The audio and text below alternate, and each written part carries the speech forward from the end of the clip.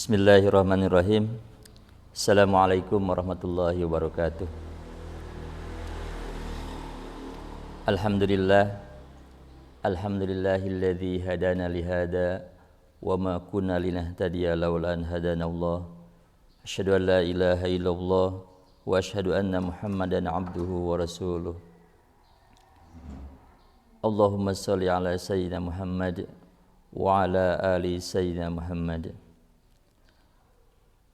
Allahumma ja'alna syakura waj'alna sabura waj'alna fi ainina sagira wa fi a'yunin nasi kabira.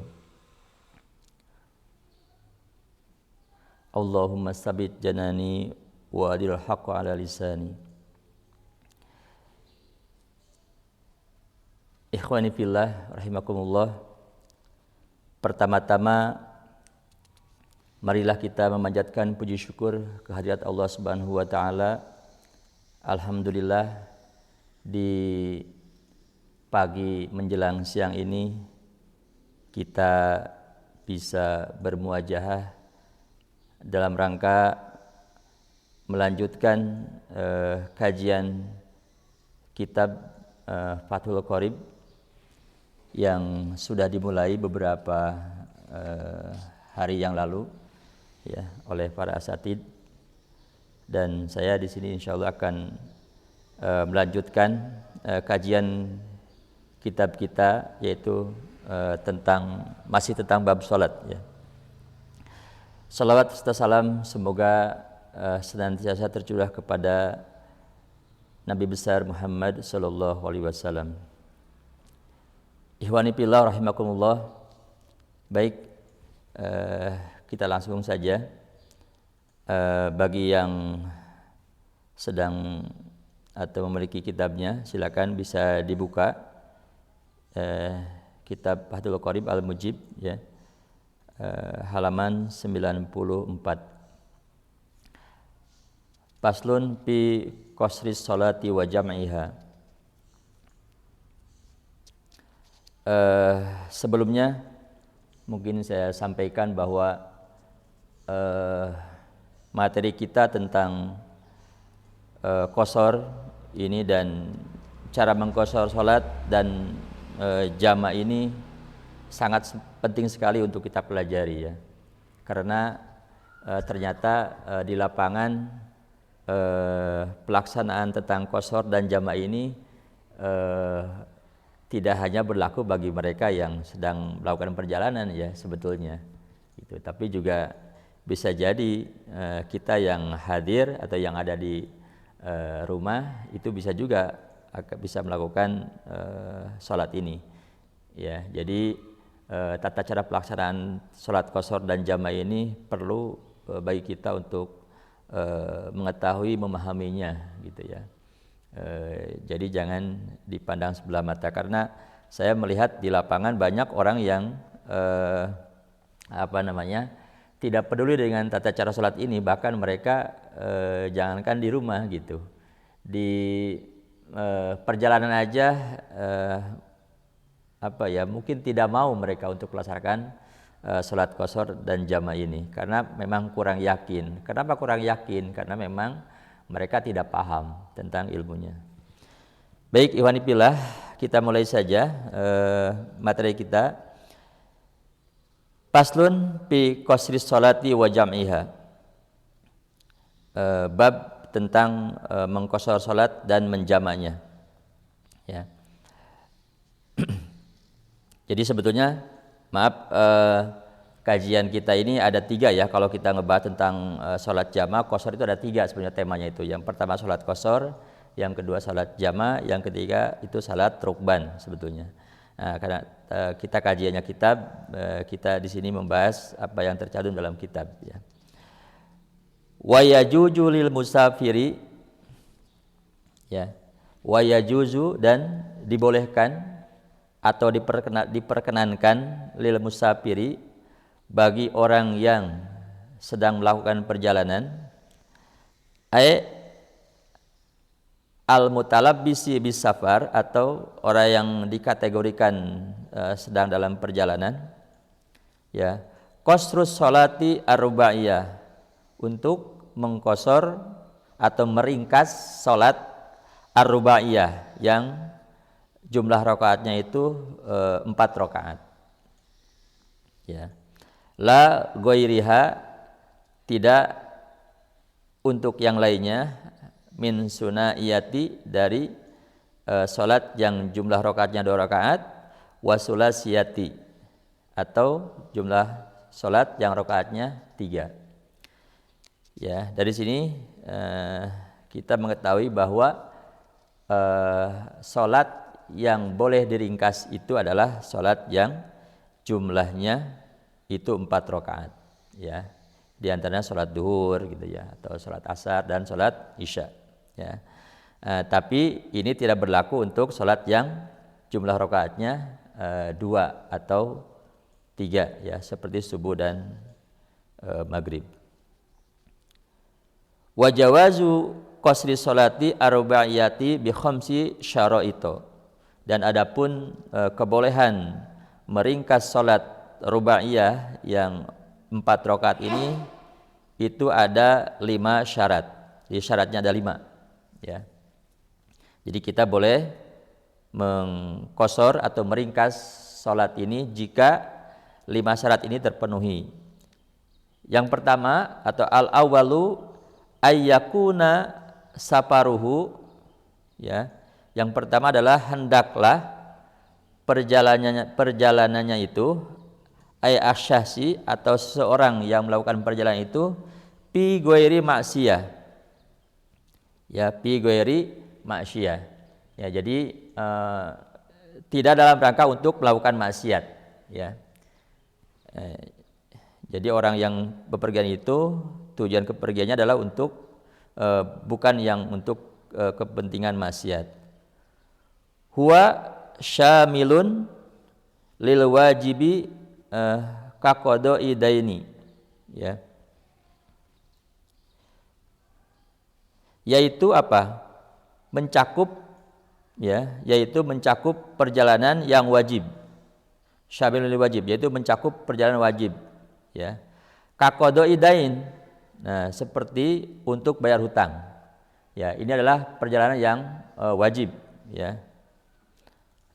Atau mungkin seperti pergi untuk berhaji, ya. Nah, itu juga salah satu, kalau kita sudah mampu, sudah bayar, kita sehat, bisa pergi, itu wajib berarti kita berangkat untuk haji.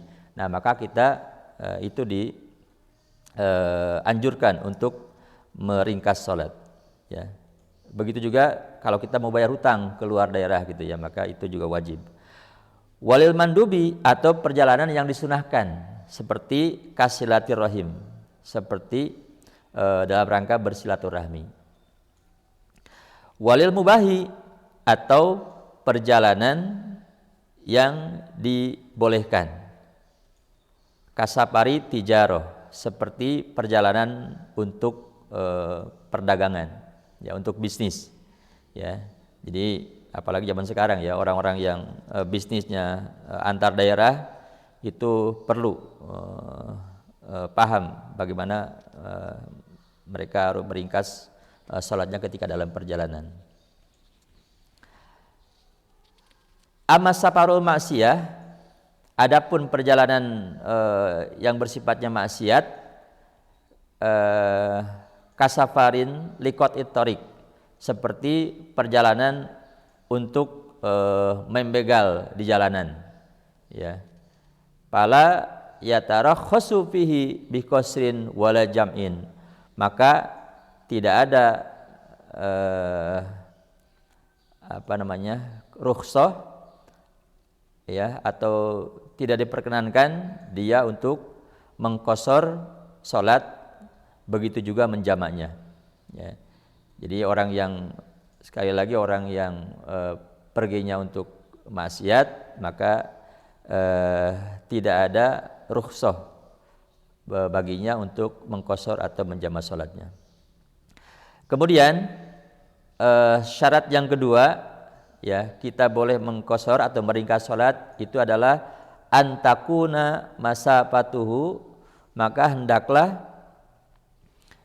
masafatuhu, jarak perjalanannya itu ay asafari ya, perjalanannya masafa itu jaraknya perjalanannya itu sitata asyara parsakhun, yaitu 16 parsah tahdidan ya.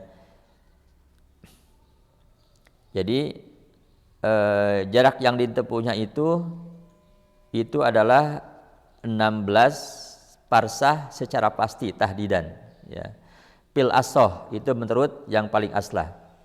Jadi menurut paling aslah syaratnya adalah 16 parsah. Wala tuhsabu muddatur ruju'i minha, tapi dia tidak dihitung semenjak kepulangannya. Nah, jadi yang dihitung itu bukan bolak-balik ya, tapi satu perjalanan. Jadi contohnya kalau kita dari sini pergi ke misalnya ke mana ya? Misalnya ke Bojong Lompang. Kalau dari sini ya, Bojong Lompang, misalnya dari Jampang Bojong Lompang itu jaraknya sebetulnya sekitar 50 kilo gitu. Nah, kalau dihitung bolak-balik itu bisa jadi kita dapat rusuh untuk peringkat sholat. Nah, tapi itu tidak demikian.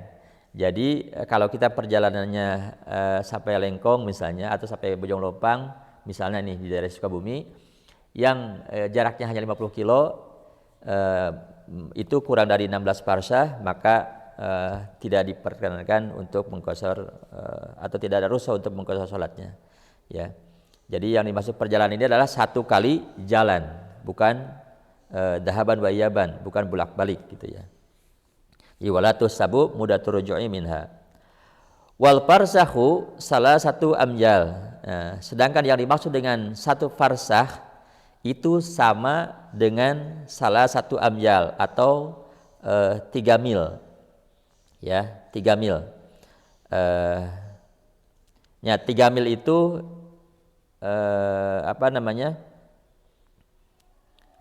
kalau dihitung sekarang gitu ya, itu jarak kilo itu sekitar 1,5 kilo ya, 1 mil itu. Jadi satu parsah itu adalah 3 mil. Wahina idin pamajmu'ul parasikhi samaniyatu arba'una milan. Nah, maka jumlah farsah ya, jadi kalau 3 mil dikalikan 16 berarti jumlahnya adalah samaniyatu wa arba'una milan, jadi sekitar 48 mil ya, 48 mil. Nah, di sini tadi kalau saya sampaikan itu hitung kilo ya. Kalau di sini wal milu, sedangkan 1 mil itu adalah arba'atu alafi khotwatin. Di 1 mil itu sama dengan 4.000 langkah. Ya. 1 mil itu sama dengan 4.000 langkah atau jangka kaki. Ya. Wal khotwatu salah satu akdamin. Nah, sedangkan 1 langkah itu sama dengan 3 telapak kaki, ya, 3 telapak kaki. Nah, itu ukurannya seperti itu. Nah, wal muradu bil amyal al hashimiyah. Nah, dan yang dimaksud dengan mil di sini adalah ukuran kakinya orang-orang keturunan Bani Hashim. Ya, jadi ikhwanifillah, kalau selama ini banyak perbedaan ya tentang jarak. Para ulama, jumhur ulama memang sepakat tentang jarak ini adalah 16 parsah, tetapi dalam hitungan realnya mereka ada yang berbeda-beda ya. Ada yang 65 kilo, ada yang 80, ada yang 93 kilo gitu. Nah, itu karena memang rujukannya berbeda. Padahal kalau kita lihat di kitab ini gitu ya, ternyata ini ada keterangan yang lebih detail lagi tentang jarak itu sebetulnya ya. Apa ya ukurannya? Yaitu tadi langkah ini. Jadi 1 mil itu sama dengan 4.000 langkah, dan 1 langkah itu sama dengan 3 kaki, dan kaki yang dimaksud di sini adalah kakinya keturunan Bani Hashim ya. Dan kita tahu Rasulullah itu adalah termasuk keturunan Bani Hashimiyah gitu ya. Dan mungkin hikmahnya karena jadi sebetulnya kalau ngacu ke sini nyaris tidak ada perbedaan ya tentang jarak ya, yang sekarang mungkin ukurannya adalah kilo gitu. Kemudian berikutnya yang ketiga, syarat yang ketiga kita boleh meringkas sholat itu ayyakunal qasiru muaddiyan lis sholati rubaiyah. Yang ketiga adalah hendaklah al qasiru, orang yang melakukan sholat qasar itu adalah orang muaddiyan, orang yang melaksanakan lis sholati rubaiyah, sholat yang 4 rakaat. Ya, jadi hendaklah orang yang mengqashar sholat itu adalah orang yang sedang punya kewajiban melaksanakan sholat yang jumlahnya 4 rakaat. Ya. Amal faitatu hadron, adapun sholat-sholat yang tertinggal hadron ketika di rumah, ya hadron hadir maksudnya ini ketika di rumah, fala tuqdo fihi, maka tidak dikodo ketika melaksanakan sholat qashar tadi, fihi maksuratan, dengan cara dikosor gitu ya. Jadi kalau ini masih seandainya kita sebelum melakukan perjalanan kita meninggalkan sholat yang wajib ya, maka itu tidak boleh dikodo dengan cara qashar di dalam perjalanan. Wal faitatu fis safari, adapun salat yang ketinggalan fis safari ketika dalam safar, tuqdo fihi maksuratan, maka dia boleh dikodok dalam perjalanan itu dengan cara diringkas. La fil hadori, tapi tidak di rumah gitu ya. Jadi kalau bisa jadi ya, kasusnya bisa jadi kita ketiduran segala macam misalnya ketika dalam perjalanan, maka itu boleh dikodok ya, tuqdo fihi maksuratan, dan diringkas secara diringkas gitu. Dan diringkasnya ini sekali lagi dalam perjalanan, bukan di rumah.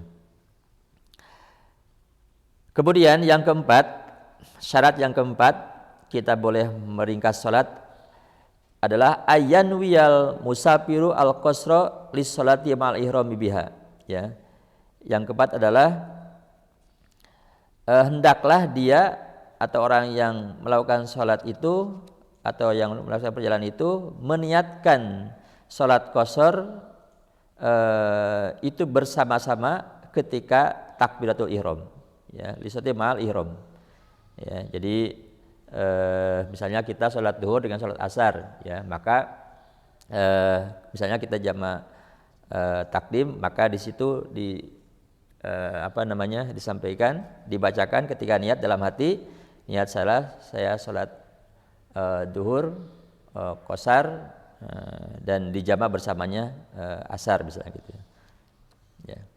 Jadi hendaklah kita masukkan niat sholat qashar ini ketika takbiratul ihram ya, misalnya usolli fardhu dhuhri qasron majmu'an ilaihi al-asri rakaataini fardhu lillahi ta'ala gitu.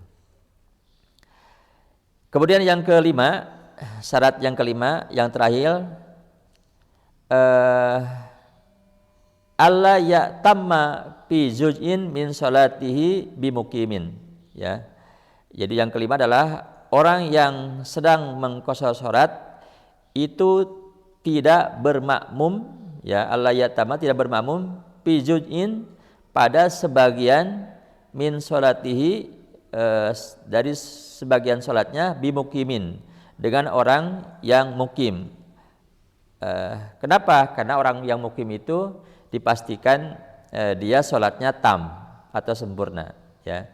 Ya, dalam artian bahwa orang yang mau melakukan sholat qashar itu, maka dia tidak boleh bermakmum kepada orang yang sedang melakukan sholat sempurna gitu ya. Ai biman yusolli sholatan tamatan liyash malal musafiro al mutima, atau apa namanya? Biman dengan orang yang sedang sholat sholatan taman, sholat yang sempurna. Liyash malal musafiru al mutimma, agar mencakup pada seorang yang musafir yang melakukan sholat dengan sempurna. Ya, gitu. Nah, jadi orang yang sholat qashar itu tidak boleh bermakmum kepada orang yang mukim atau orang yang melakukan sholat secara sempurna. Jadi ikhwanifillah, kalau kita misalnya nih dalam perjalanan, kemudian dalam perjalanan itu kita sedang pasti sholat qashar ya. Nah, kita masuk ke dalam sebuah jamaah, ternyata di jamaah itu tam. Nah, berarti misalnya kita takdim ya. Contohnya takdim duhur dengan asar. Maka ketika sholat duhur itu kita kan kita mau sholat qashar, sementara jamaahnya tam semua gitu ya. Dan kita ingin pahala sholat jamaah, maka jalan keluarnya adalah kita ketika sholat duhur melakukan sholat berjamaah dengan tam tentunya ya, dan mereka. Nah, baru berikutnya setelah sholat duhur kita sholat asarnya itu baru qashar. Biasanya seperti itu. Jadi yang duhurnya dilakukan dengan sempurna, sedangkan yang qashar, yang asarnya itu dilakukan dengan cara diringkas. Ya. Ikhwanifillah, mungkin itu saja pembahasan kita tentang sholat qashar atau tata cara melaksanakan atau cara meringkas sholat yang 4 gitu ya. Mudah-mudahan ada manfaatnya. Insyaallah kita akan lanjutkan kajian kita tentang sholat jamaahnya di waktu yang akan datang. Demikian yang bisa saya sampaikan. Syukran ala ihtimamikum. Wassalamualaikum warahmatullahi wabarakatuh.